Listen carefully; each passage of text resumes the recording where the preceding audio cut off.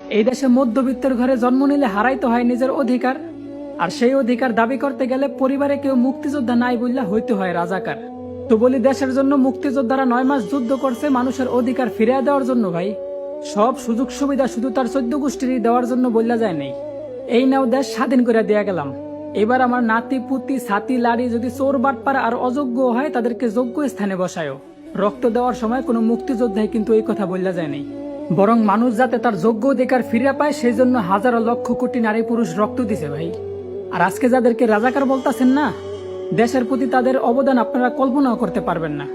কারণ সেই মানুষগুলোর যোগ্যতা থাকা সত্ত্বেও টাকার জন্য চাকরি না পাইয়া বাপের জমি জমা বেচা প্রবাসে পাড়ি জমায়, আর মাসের পর মাস কষ্ট করে নিজের দেশের জন্য রেমিটেন্স পাঠায়।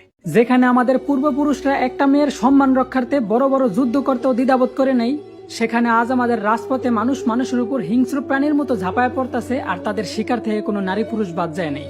1000 বছর আগে বলে যাওয়া আমাদের প্রিয় নবীর কথাগুলা ভুল ছিল না ভাই। মানুষ এখন কি কারণে মরতেছে আর কি কারণে মারতেছে, এই দুইটা প্রশ্নের একটা উত্তরও কারো কাছে নাই।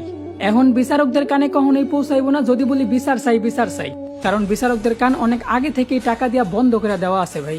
তো পরিশেষে একটা কথা খুব দুঃখ নিয়েই বলতে হবে আমার, যে নিজের এক স্বাধীন দেশের নাগরিক হিসাবে পরিচয় দিতে লজ্জা হয় আমার।